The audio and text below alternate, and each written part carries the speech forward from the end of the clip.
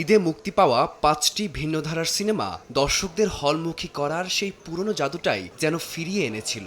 Multiplex থেকে single screen সবখানে মিলেছে হাউসফুল শো এর খবর।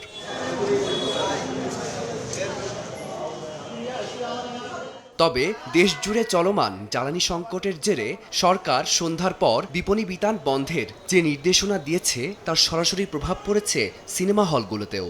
মাল্টিপ্লেক্সগুলোতে সন্ধ্যার পর শো বন্ধ রাখতে হচ্ছে। অন্যদিকে সিঙ্গেল স্ক্রিনগুলোতে নিয়মিত শো চললেও এই সামগ্রিক সিদ্ধান্তে দর্শকের মাঝে তৈরি হয়েছে অসন্তোষ।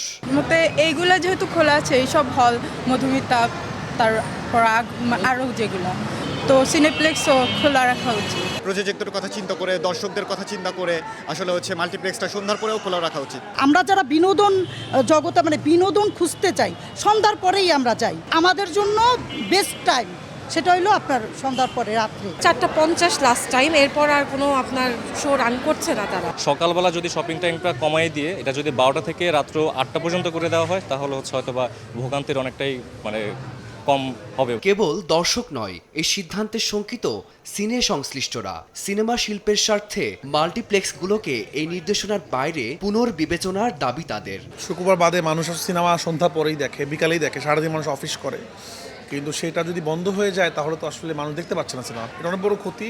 খুব তাড়াতাড়ি এটা তুলে ফেলা হোক, না হলে এটা আমাদের সবগুলো সিনেমা ব্যাপক পরিণাম ক্ষতিগ্রস্ত হবে ব্যবসায়ী। প্রত্যেকটা সিনেমা কিন্তু এবারে খুব ভালো চলছে।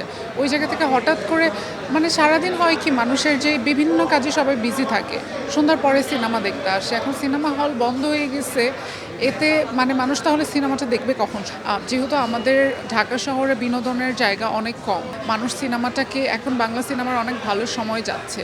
সো গভর্নমেন্টের এটা নিয়ে আসলে কাজ করা উচিত। ঈদের সিনেমা ঘিরে যে উদ্দীপনা তৈরি হয়েছে তার রেশ যেন বছর জুড়ে থাকে, এমনটাই চাওয়া সাধারণ সিনেপ্রেমীদের। তবে সেই ধারাবাহিকতা বজায় রাখতে অনুকূল পরিবেশ এবং নীতিমালার সমন্বয় জরুরি বলেই মনে করছেন বিশ্লেষকরা। ফারদিন মাঝার, সময় সংবাদ, ঢাকা।